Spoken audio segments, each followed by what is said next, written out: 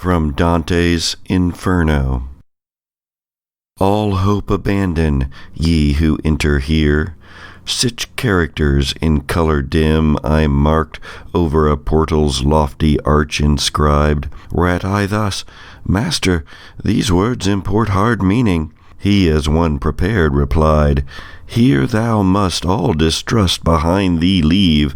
Here be vile fear extinguished.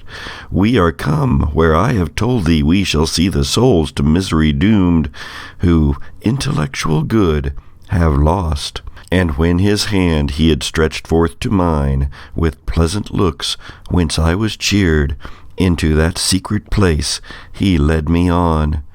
Here sighs, with lamentations and loud moans, resounded through the air pierced by no star, that even I wept at entering. This is Gothic.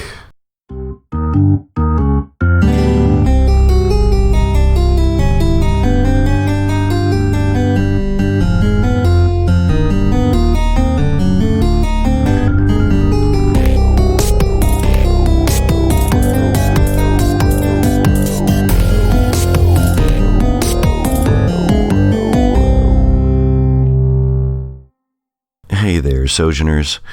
You might notice a bit of static in this episode and in the next one upcoming.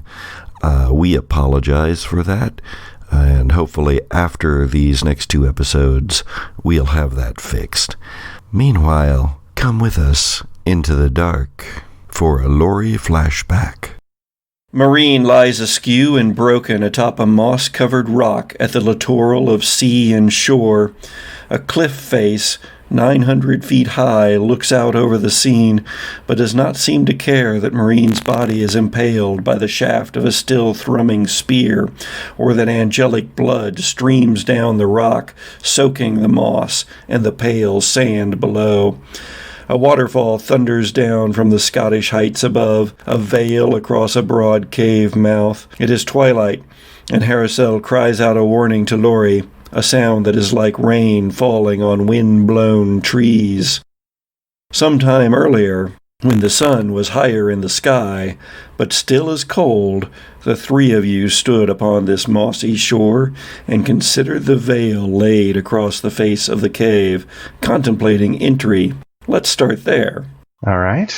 Okay, so Marine is actually somebody in Harrisel as well? Marine and Harrisel are your angelic companions on this little outing. You have heard of a sea creature, a monster, the locals have called it, that has been seen and has even been suspected of causing certain shipwrecks in the area. You and your divine companions, though, are here because those rumors have reached the appropriate ears to the prayers of a cleric at the nearby town of Durness. All right. The words that whisper in your ears, those that speak of secrets that only the divine can know, speak the words Leviathan's child. Excellent. And so you have tracked it here to this cave mouth upon the Scottish shore in the Highlands. Not far, 2 kilometers or so from the village of Durness. And the bloody scene before us. No bloody scene. No. We just moved back in time from the bloody scene. Oh, got you. So there was the bloody scene, and then jumped back in time to... You stood upon the mossy shore and considered the veil laid across the face of the cave. What strange veil lays across that cave? Well, the strange veil is a waterfall. You did say waterfall, too. Okay. On one side of you is Marine, and on the other side of you is Harrisel. Marine, sleek and lithe and long-limbed, crouches, one leg sprawled out behind them, their one hand in their hair, stroking it backwards out of their eyes so that they can see better. Not one ever much for talking, Marine, but Harrisel says, "Aye, Laurie, do you think it is within?" I think what lies within is definitely something darker than we've seen for a bit in our journeys together. Shall we investigate? It is what we're here for, and I don't like the look of those tracks. I don't like it either. That is definitely something unnatural. If you would like to examine said tracks, you can do so with an investigate a mystery. Alright, that's plus sharp. Which gets me a grand total of 3. And that would be a level up. And like I have told others in their flashbacks, you do indeed get to gain new advancements and things that somehow suspiciously you didn't have up until the point you come back from your flashback. Oh, wow. Do I max out my tough? Actually, I think I'm going to take another divine move. And with that, I think it's going to be... Do you want to know? Yes. Damn, do I go with Soothe or do I go with Smite? Soothe is when I talk to someone for a few seconds in a quiet voice. I can calm them down, blocking any panic, anger, or other negative emotions they have. I think this will play a lot better in... We needed that in the last episode. Right? This works even if the thing that freaked them out is still present, as long as my voice can be heard. With Smite, is my body and divine weapon always count as a weakness against the monsters I fight. Your unarmed attacks are 2 harm, intimate, and messy. I think I'm going to go with Soothe, just to try and help us out in the future. And erasing all of my experience now. Starting again. Okay. So, yeah, I didn't get anything. No, that's not actually true. It's Monster of the Week. The tracks, though obvious, are not clear as to what sort of creature might be within, but they do indicate you are close, and that the creature that you have tracked to this point has probably gone within the cave. I'm not sure what kind of creature it is, but at least we seem to be on the right track. What weapons do your companions bear? Pulling from the Divine Playbook, I would say one has a Thunder Hammer. Let's give that to Harrisel. I was already writing that one down for Harrisel. It's only fitting to give Marine a Silver Trident. The Thunder Hammer is 3 harm, hand, stun, holy, and the Silver Trident is 3 harm, hand, silver, holy. Marine touches the water with their trident. The water swirls around the 3-pronged tip of the long and very aesthetically pleasing trident. It rises up into an image, but the image doesn't hold. And Marine looks up at you and shakes their head. You could see nothing from it? Another shake of the head. And then Marine stands. Harrisel says, "This does not bode well." And they toss their hammer from one hand to the next. Each time the hilt hitting their palms, rumbling as if of a storm in the far, far, far distance. Nice. Well, let us go in and fight it. We will defeat it like we've defeated all things before. No use dawdling. Marine seems to follow more reluctantly, but follows. You, as always, lead the way. The waterfall does not flow down over the entirety of the cave mouth. In fact, it actually splits somewhere up above and falls down just about halfway from center on either side, which creates a pool at the bottom and that runs out into the ocean. And in fact, the ocean itself fills a declivity here and washes somewhat into this entry chamber. Marine again touches the water, and you know that it is firm to walk upon. All right, then we make our way in. Do you walk to one side of one of the waterfalls or right through the middle of the whole thing? What do you do? Enter as central as possible. Easily done with Marine's spell. So that initial cave entrance is probably 130 feet wide and maybe 50 feet high. And beyond it is about a 600 meter deep cave. Your divine vision take a few moments to adjust, although it's not completely dark in the cave because of the light coming in through the cave mouth. Scattered blues and the such. Yes, the back portion is far darker, and it is quite a ways back there, so it's hard to see, but initially you don't see anything actually here in the main section of the cave, which is what this appears to be. Although what happens here is that the tidal water from the ocean, which is not completely low tide at the moment, but low enough that it's not flooding the entire cave, only goes in a few hundred. I'm going to mix my my dimensions up here. So only a few dozen meters. And then that is met by a stream that comes from deeper within the cave and over toward the right side. And is there a passageway leading back there also? Well, I mean, you're just at the entrance right now, so that's some 600 meters further in. And it's still dim back there, even to your angelic sight, because it's dark and a long way back, and your eyes work best when it's either completely dark or completely light. Twilight kind of creates a problem for you. You were able to pierce the shrouds of darkness and the things that darkness conceals, and you were able to see in the bright light of day and all the wonders and joys of heaven's light. But in that moment between... Does it seem like there's any unnatural darkness? You can read a bad situation. All right. Rolling again, with nothing to add since I am not very sharp. 7. Rolled 1. Ooh, I hate this one. I always want to ask, are there dangers we haven't noticed? But instead I'm going to ask, what's my best way in? Peering deeper into the darkness, you can see that the stream emerges from a tunnel that is much smaller than in this cave entrance that you just came through. Probably only maybe 15 feet or so high, while the ceiling here is about 50 feet high. It seems the likely choice, wouldn't you say? Speaking to Marine and Harrisel. Marine nods. Harrisel goes, well, if there's nothing here to kill, then we should probably go deeper.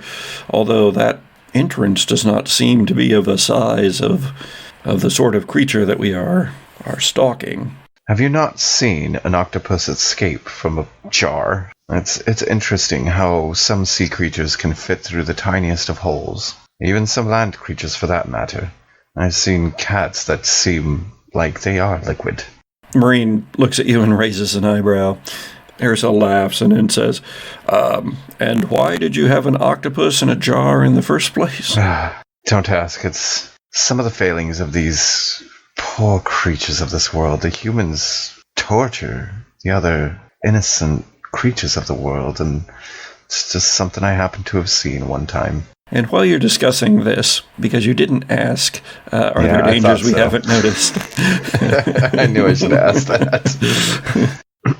Two darknesses roll toward you from the far end of the cavern. In plenty of time for you to see them coming, Marine, though, is the only one who does, since you and Harrisel are exchanging wits. And Marine slams their trident against the water, and it ripples underneath you and shakes you enough to get your attention. And you see these darknesses rolling toward you. They seem to almost bring some darkness with them, like wisps of it trailing around them. But what you see in the core is a ball of tentacles, for lack of a better word, but they are rolling toward you using those tentacles as a propulsion. And you also get a glimpse of teeth, but no eyes. What do you do? Finally, some action. Shall we, Harrisel? Oh, absolutely. To battle, Lori. As in the days of old when we fought evil. Whoa! What just happened to Harrisel? As he's bowled over by one of the creatures.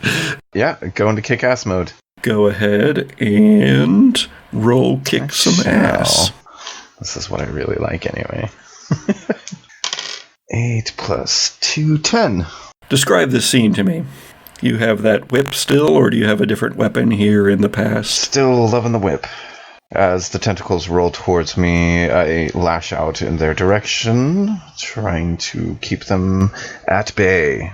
Light from the sun filtered through the waterfall and reflecting from the surfaces all around catches on your razor blades of your whip as they spiral around and whip down upon the creature, and you get an extra effect. Why didn't I pick my extra effect yet? Gain the advantage and take +1 forward or give +1 forward to another hunter. Do I have to decide on whether I take the forward or give it to them now? Yes. You have to choose. I have to choose which one now. Okay, since I have the advantage, I will take the +1 forward. Okay. All right, so how much did you end up doing? I'm sorry? 3 harm, area messy, and holy. The whip lashes out, smashes down into one of them, and then flicks over and draws a line across the second, the one that is on Harrisel. Marine darts in and plunges their trident into the one that you attacked first, impaling it. The thing sizzles in the aftermath of these attacks from the holy weapons and begins to bubble and melt into jellyfish-like goo. However, Harrisel is having a hard time bringing their hammer to bear because there's tentacles everywhere. Now, these creatures, in their sort of compacted ball form, they are still smaller than your height, so perhaps 5 feet tall, or 5 feet in, 5 feet in height, so maybe 5 feet in diameter. Of course, with their tentacles spread out, you have no idea how long they might be, but right now it's completely engulfed Harrisel, and they're going, it's in my mouth. I will go for prevent harm then, and try to see if I can't help get these tentacles off of Harrisel. Okay, protect someone. Ooh, we get to do lots of rolling. Oh, 6. Shit. That's even with my plus tough. And none of the others are here to see you rolling badly. So it rips into Harrisel. What's your divine armor look like? You take 1 less harm? Yes. Yeah, 1 armor holy. Is that 2 different things, though? So you take 2 less harm? No, it's just 1 armor, but it's holy, so it has extra protection against unholy. Which this thing is. Kind of gathered. When it started sizzling and bubbling and becoming jellyfish-like goo. Do you know what that does? Protect the extra protection against unholy. 1 armor holy, I imagine it has something along the lines to do with can't be like cursed with unholy magic or take unholy poison damage, that kind of thing. I'm also going to say that when it's creatures that are distinctly defined as unholy, i.e. named things or their direct children, that it will give you another bonus of... It would be 2 against this one. Against unholy things, you will have a defense of 2. 2 less harm. And since I failed my protect someone... It tears into Harrisel, and pieces of their flowing white cloak shred away beneath the lacerating tentacles of this thing. And you even see angelic blood fly as its beak tears through the angel's armor. And also, as you try to pull the thing off, you are caught up and rended a bit by the tentacles, but none of them get through your defenses. But it does hold you there for a moment. And then you see Harrisel's hammer go flying off into the cave. Oh boy. You also see Marine take up a fighting stance because they have seen something, and you look to see what it is, and this was 2, so there's 4 more of them rolling toward you from the back of the cave. Oh boy. The one that's on Harrisel, it doesn't really rise up off of Harrisel and turn its attention to you, but it just sort of flows from Harrisel to attacking you. What's the range on your whip? Hand. You're sort of in intimate range here. Lash out again, kick some ass? Or am I too caught up? Act under pressure act under pressure to attempt to get into a position where you can. All right. I will try to escape from the tentacles and get to a point where I can start kicking some ass again. Okay. 5 plus 1. Damn it. I still have a +1 forward, so I'm going to use that on this roll, and that gives me a 7. Keeper's going to give me a worse outcome, hard choice, or price to pay. Indeed I am. You can get this thing off of you. You can throw it off of you, but you're going to do so, you're going to wind up throwing it right onto Marine. Or you can get backed off of this thing by pushing it away, but when you lash out at it with your whip, you're also going to hit Harrisel because they're still pretty close together there. Or you can get off of it and you can get your attack in on this one, but your positioning will be such that you have had to move far enough back that you'll only be able to hit this one, and the other 4 will be on top of Marine. Wow. I don't like my choices. Good. It means I chose wisely. Let's go with the putting it in range of Marine. Getting it off and away from me and Harrisel and closer to Marine, and would also like to shout a warning out to Marine. Coming your way, Marine. All right. You get a hold of a couple of tentacles and just use your angelic strength, which I don't think you really have any, do you? And use your angelic strength to toss it away from you, and it lands right on Marine, who started to turn at your warning, yet it's still right on top of them. But the other 4 that were headed right toward Marine are within range. Hand is the... Yes. That seems awfully close. Hand is within arm's length. I know, for a whip? Mm-hmm. Didn't you choose those tags for it when you made it? It's pretty specific on the tags. Because there's intimate, hand, close, and then what's the one for rifles and stuff? Is it far? Far. Yeah, so a shotgun is close, pistol is close, a submachine gun is even close. Huh. Yeah, handgun, rifle, they're all close. Well, no, rifle has far. So there is 5. Intimate, hand, close, far. Okay. So which ones are in my range again? Yeah, let me think about this, though, since you have to wait for him to get pretty close to you if it's hand. But that's okay.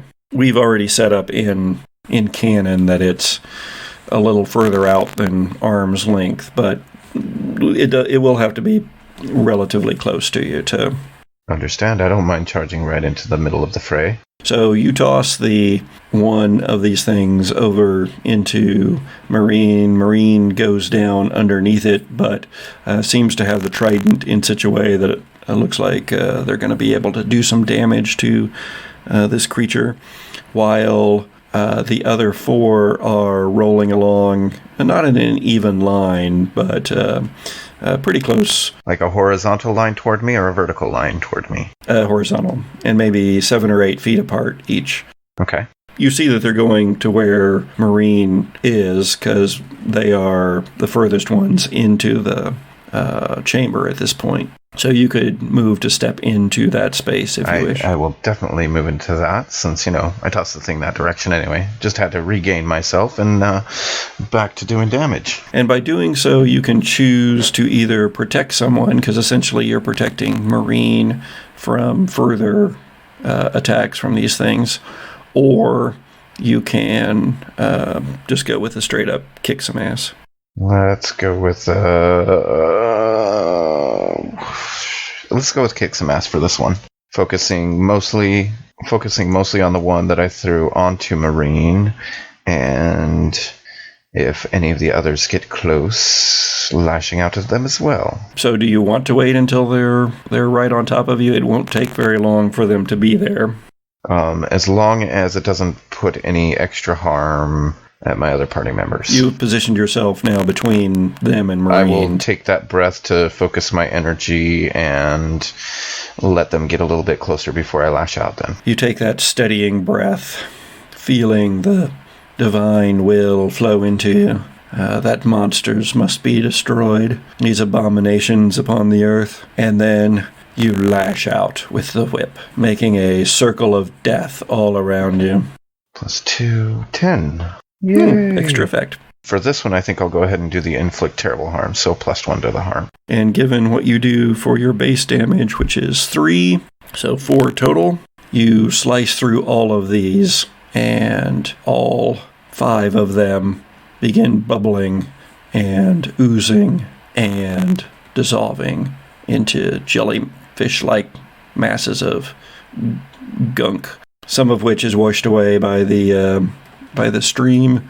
Others pool on the rocks to either side. Harrisel stands up, dusts themselves off, goes over and gets their hammer and comes and rejoins you and goes, "Well, that was glorious to watch. If only I'd been able to land a few blows myself." Marine stands as well.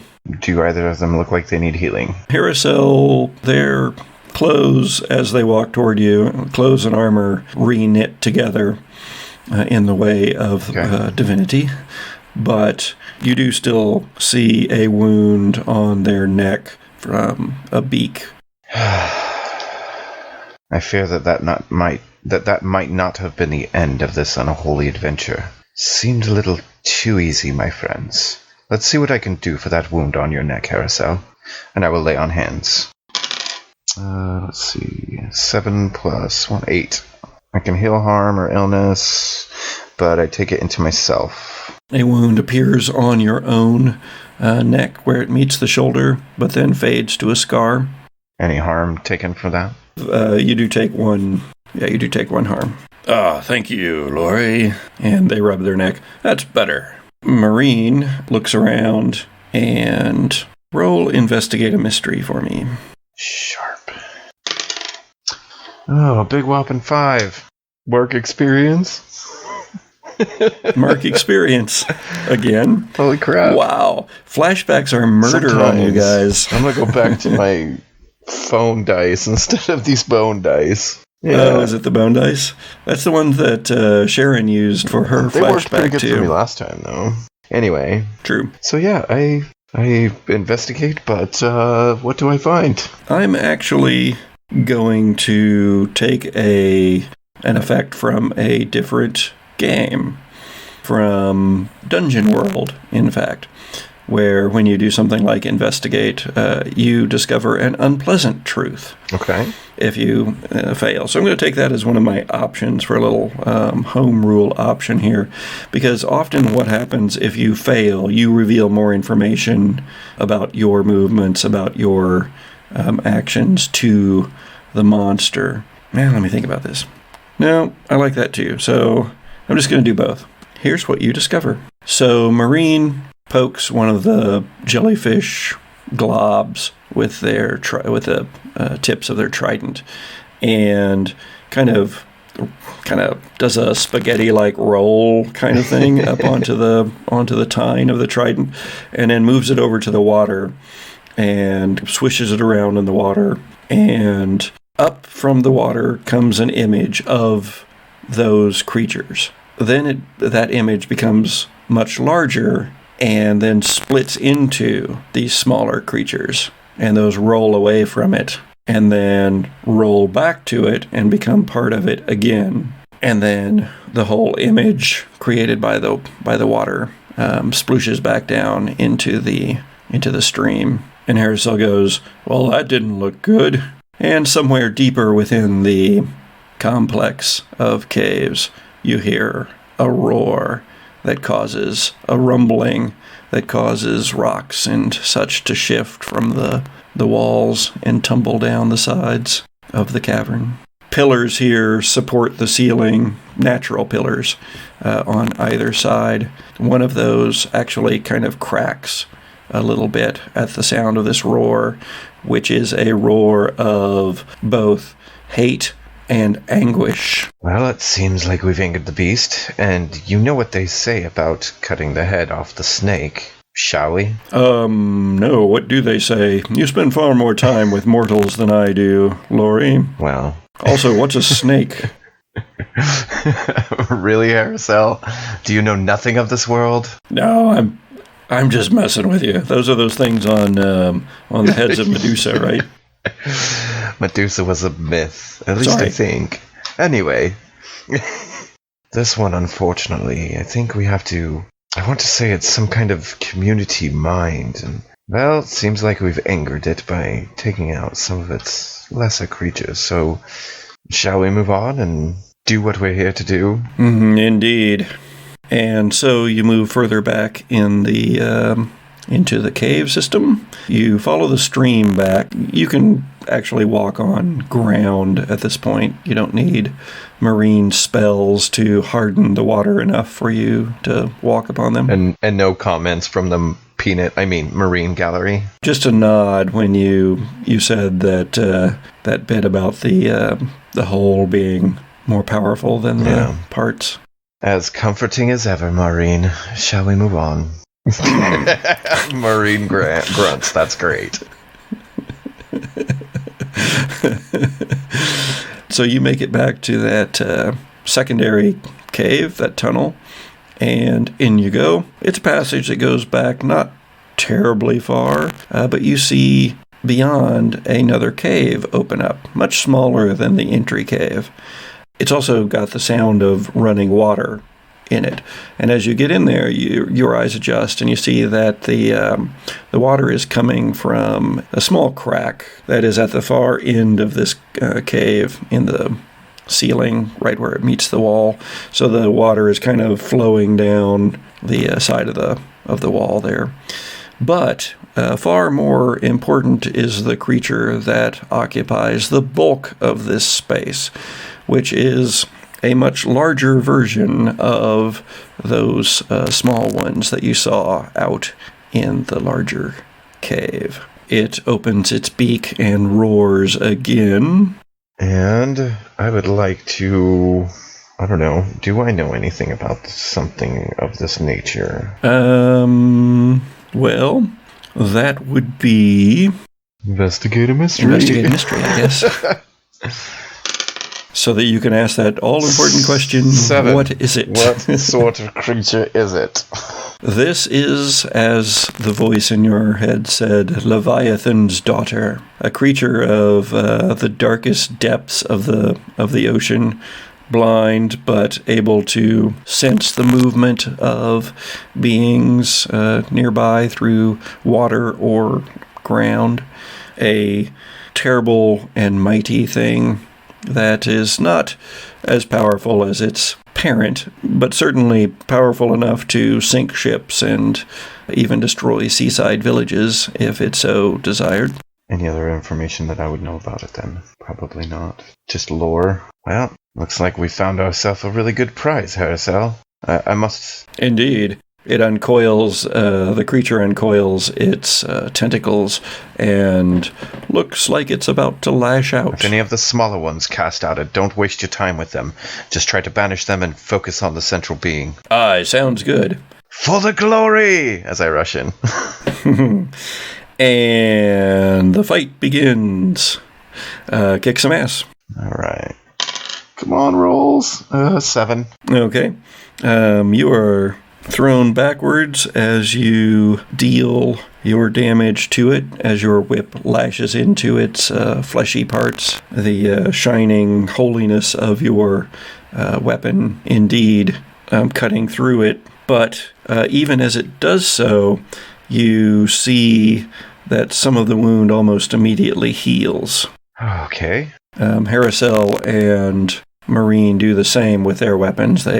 Marine lunges in underneath a sweeping of tentacles to come in and jam their trident again into the thing's center core, ripping it out with a great flow of gore and blood, but then some of that injury almost immediately heals, while Harrisel takes their hammer, swings it around once in their hand, and then just smashes into the creature, crushing a tentacle against the main body, and a great ripple goes through the whole form as the thunder hammer roars with true thunder. That thunder itself, shakes the walls of this cave. But you see those wounds also not completely heal up, but definitely not remaining as long as you would like. And then you, being the one who struck it first, get hit by a lacerating tentacle for 4 points of damage. I'm sorry, for 4 harm. 1 armor holy. Is that reducing any? Yes. Reducing 2 or just 1? Okay. Yes. Reduces right. 2. Well, at least I'm still stable.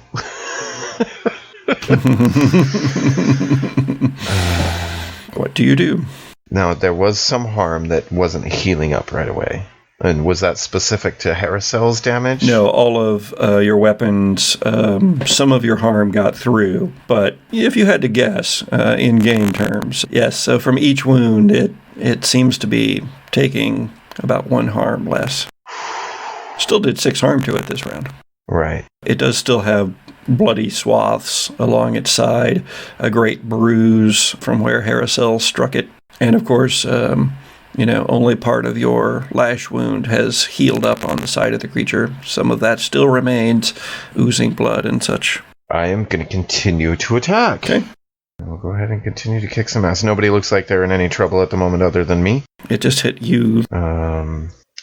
Yeah, I'll roll to kick some ass again. Oh, yeah, that's a 12. Extra effect. Go ahead and add the terrible harm again. 4 harm? And again, some of that seems to heal up even as you strike at the beast, but not all of it. And even more of it gets through this time as your holy rage powers your whip deep into the core of this creature. And you have seriously hurt it, it appears, and it roars again, and that roar causes more rocks to tumble all around. And in fact, where the stream is coming through in the back of the cave, that whole section just collapses. Sunlight from a sinkhole up above is shining in through the gap into this chamber. Keep at it and don't let it escape. Where the sunlight hits a tentacle, the thing pulls away from that. Harrisel, you think you could do something about the light in here? Maybe, they yell. So instead of attacking with the hammer, Harrisel reaches into a pouch and brings out a stone, lifts it up, and bright light fills the room. Meanwhile, Marine does indeed jam their trident into the side of the thing, which also does a lot of damage. This time it smacks Marine with a tentacle, and Marine goes flying through the air and smashes into the side of a wall, slides down it, and then gets her feet under them and starts to charge back in with the trident. But the thing is already moving. It comes straight for you, rolls over you, doing that 4 harm again, modified by your holy armor. Oh, dear God. Just lacerating you with tentacles and beak and such as it rolls over you, and out somehow through that gap in the wall that you came through that led into this cave from the main cave, escaping both from you and from the sunlight streaming in through the sinkhole. Harrisel looks at the stone and says, "I don't think this did anything." We can't let it escape to the open sea. We must stop it now.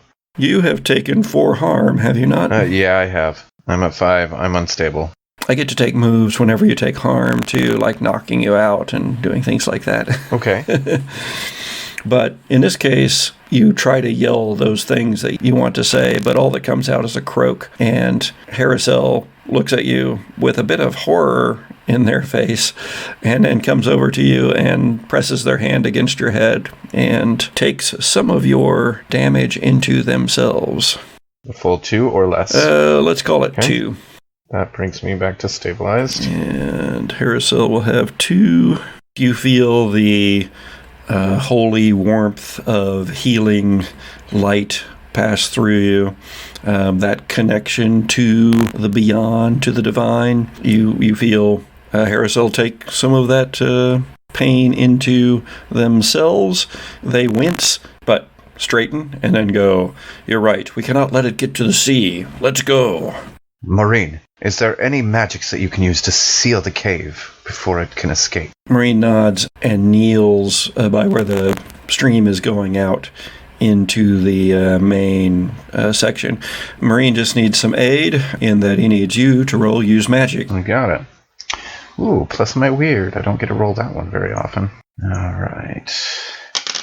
Ooh, 8, 9, 10 with my plus weird. Yay! Marine touches the stream with their trident and it begins to solidify, becoming crackly and ice-covered, and that races out through the tunnel that you came through, down through the massive cavern outside to the waterfalls and the ocean where those two meet. And in fact, if you all start racing that way, which I assume you do, Of course. you begin racing that way, although Marine holds their trident against the stream a little longer, so it'll be a little bit behind you.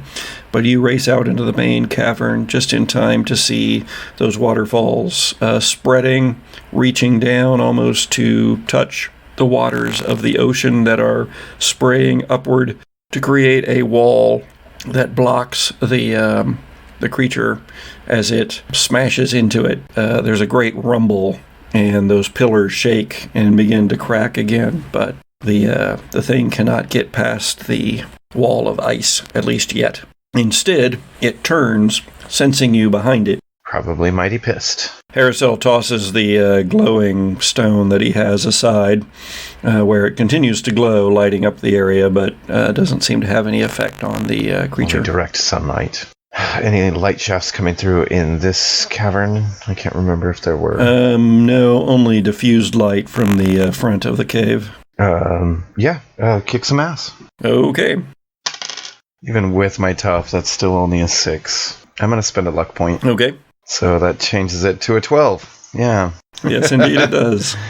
For this extra effect, just going to keep going with the inflict terrible harm again. Those tentacles, several of them, as it rolls toward you, several of them kind of expand out from the body to become these rolling whips.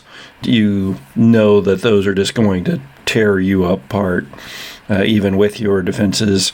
But you just slash across it with your whip, and it slashes in deep, deep, deep. The thing shudders and slides to a halt, no more than a couple of feet in front of you, and then not deflates, but its animation has gone out of it.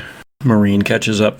I'm thinking that there might be some kind of magic to burn it out of this existence. And if it's immobile at the moment, that may be big magic. Do you say as much to your companions? Yes, I will. I want to say, now that we've got it somewhat worn down, let's make sure and burn this thing with holy fire from its existence on this plane. Okay. Big magic requires a use magic roll. You will have to do that. You'll need multiple people, I'm thinking. So look, you have 3. You will, let's see, what else we got? Big magic. Magic. Yeah, so the things I'm choosing here are, you need more than one person, so 3 of you. You need to use magic as part of the ritual, which is to summon the holy fire. Holy fire.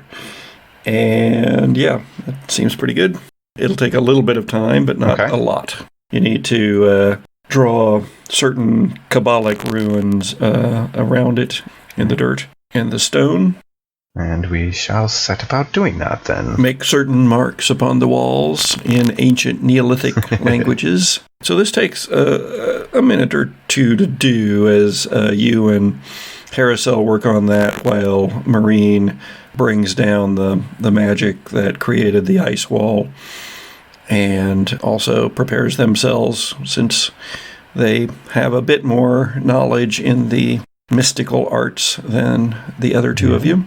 Just as you are about to clasp hands and cast the spell that will bring down the holy fire, the beast shudders, raises its body on its tentacles, and you see that all of this time its wounds have been healing.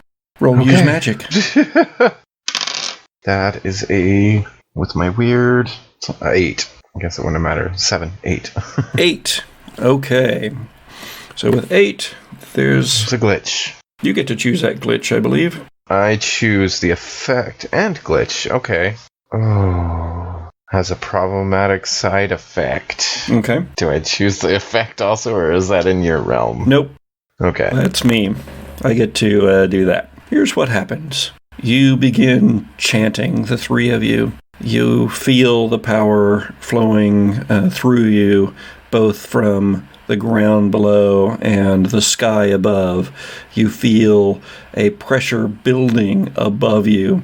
And even as the creature roars, more of the walls shake. The whole chamber is just rattling with the roar of not only the thing as it gets its tentacles underneath it and as it rises up above you to lash out in anger at the three of you and probably decimate you, but also the walls rumble from the pressures of this spell that is being cast. The ancient symbols that you have carved into the walls or painted onto the walls or both glow with furious power, and the upper ceiling of the cave begins to rock back and forth. The pillars that support it, though natural and thick and not particularly even necessarily, those sunder and give way, collapsing underneath the weight of the pressure from the holy fires that are being summoned from the heavens. And then the whole roof just explodes. Holy light beams down in the last moments of the day, strike the creature fully upon it, and it bubbles away as it screams its fury. Meanwhile, act under pressure because you're having to dodge a lot of falling rubble. All right. Come on. This is horrible. Even with my cool, that's a 5. Wow, you are going to level up again here in your flashback. People keep trying to die in their cutaways and their flashbacks. And I'm really not trying to. So I marked my experience. Harrisel is hit by a falling chunk of rock, but smashes it aside with their hammer. And as you're all three trying to get out, past the bubbling creature and the falling pillars and the collapsing ceiling, you're dodging left and right, and you finally get out. You pass the sprays of water, and Marine is the first one out and takes to the air, unfurling the wings that have been folded in and unseen to this point, because one of the things Marine can do is fly, and takes off into the sky in actual flight, and then you and Harrisel come out through the water that is now spraying around everywhere as the source of it is disrupted up above. Harrisel does a roll to one side. You just sort of run out, just collapse to your knees on the sandy shore. Behind you, there's more rumbling as the cavern continues to collapse. And then Marine falls, a spear through their heart, perhaps a 7-8 foot long spear. And Marine hits one of the rocks near the shore their body broken and bleeding onto the moss, dripping down onto the sand.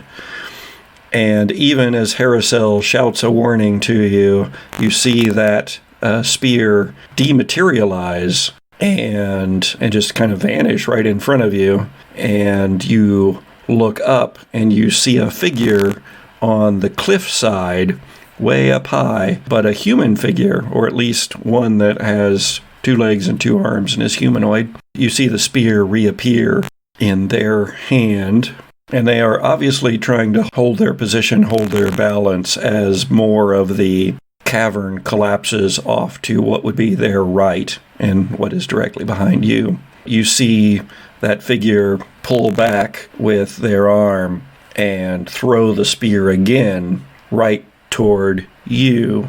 What do you do? What? I'm sorry if I'm spiking. Wow.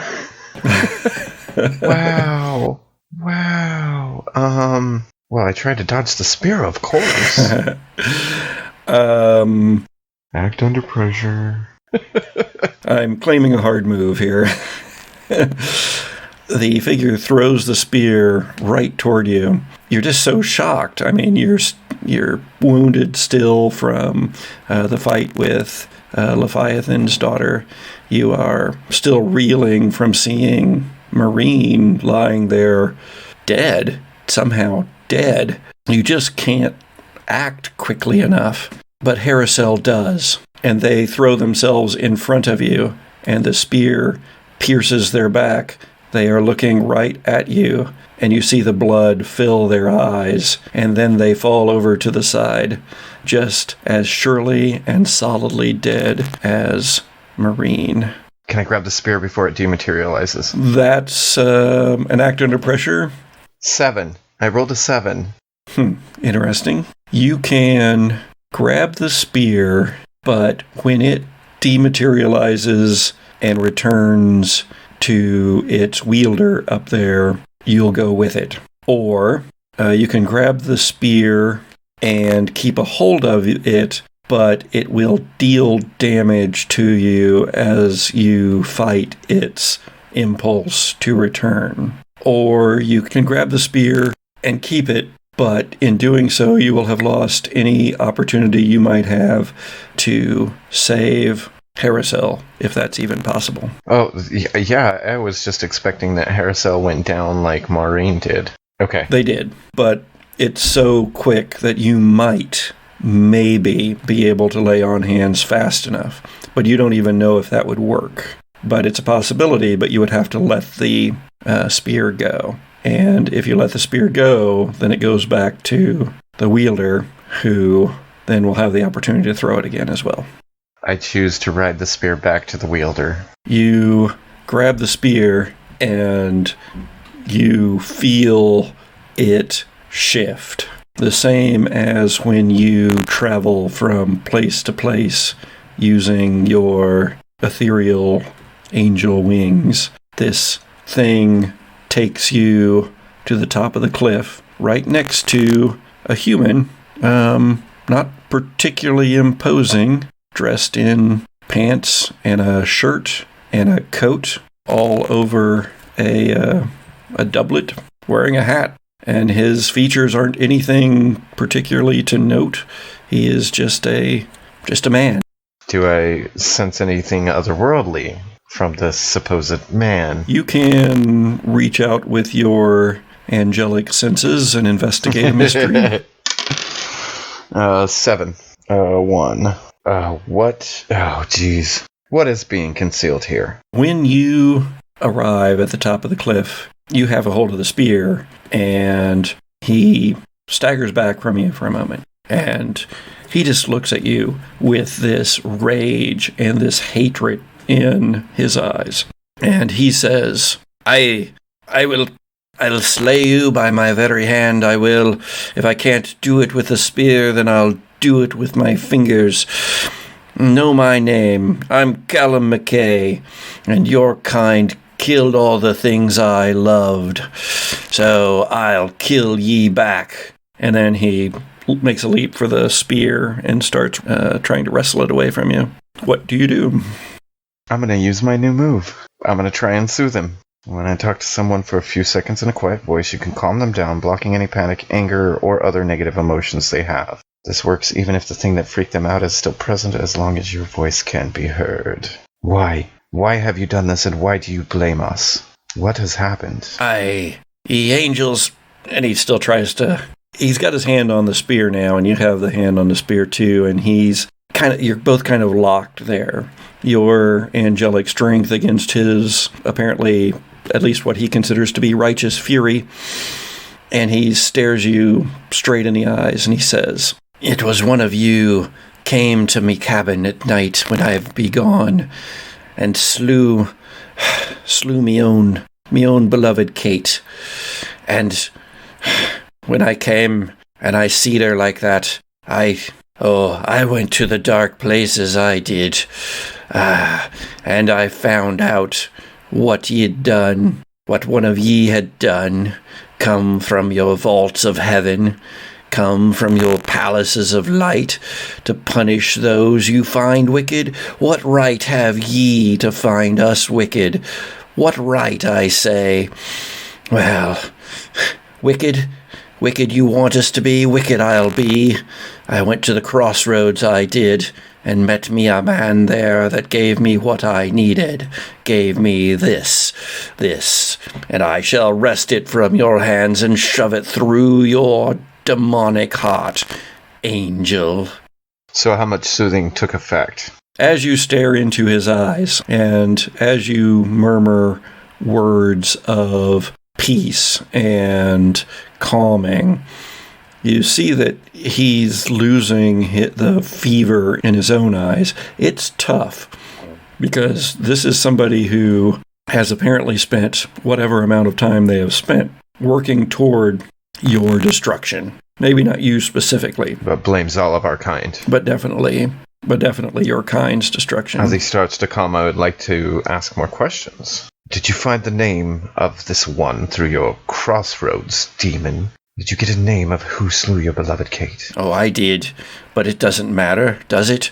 All of ye. And so, well, I knew I had to get you here on Earth somehow. So when I found the words, well, it wasn't much to call something forth from the deep to haunt the land for a while, until something angelic is sent, and I'll keep doing it too until I get the one I want for sure. But I'll take as many of you down as I can until then. Or kill me now. It's the only way you'll stop me. You must understand that we aren't all following the divine word. Some of us have gone their own ways. Some of us has turned. Some of us are beyond. What's the word I'm looking for? Some of us have gone beyond redemption and are, in a way, cast out from the heavens. Hey, you want a name? I'll give you a name, and it ain't one of the cast out, none neither. So, Lori, what's the name of the angel who is the guardian of the gates of heaven? Let's say Caralas. Caralas. Aye, the angel's name was Caralas. Are you sure it was Caralas? Aye, that is it. Tell me not that ye don't know him. No, I know of Caralas very well. It is quite bewildering to me why Caralas would take matters into their own hands in this world. Usually it is for the soldiers to take care of the unholy creatures on this earth, so to hear that Caralas is taking care of something doesn't make sense. They're just a guardian. They just protect the gates. Would you allow me to look into this further? I don't know your ways. Well, I'll allow you to look from the far side of them. And then he gives another wrench on the spear. I'm not going to let go, sir. I was promised by the man at the crossroads. I'll have my blood. You're gonna have your blood all over these rocks if you don't stop. No, I was promised that you wouldn't be able to kill me till I had my vengeance. And then he just lets go of the spear, and then he just runs at you as if to tackle you. And I sidestep him and kind of smack him on the back of the head as he walks by. He doesn't walk by. He plunges by, and then plunges right off the side of the cliff. Oh, damn it! And I'm there holding the spear. And you're there holding the spear.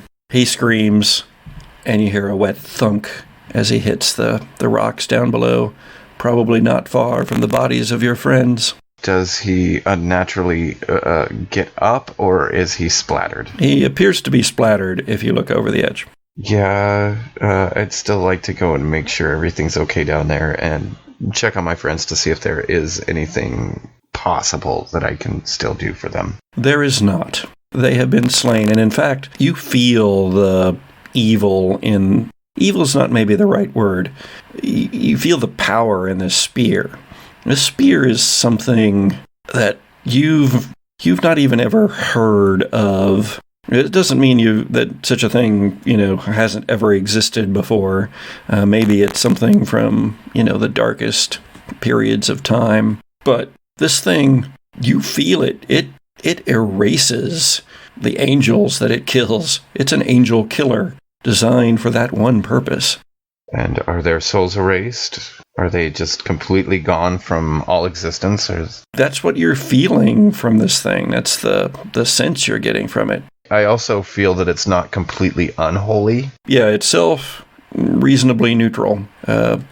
And also you feel that it probably could have done the same thing to something unholy. Like the Leviathan's daughter? Like the Leviathan's daughter, or, a dark angel, a fallen angel. At this point, I realize the power in the spear, and that it must be protected, if not destroyed, so that it doesn't fall into the wrong hands. That is what I want to investigate. I mean, that's kind of like where I want to go with it, is just trying to find any kind of information on its history, on its background.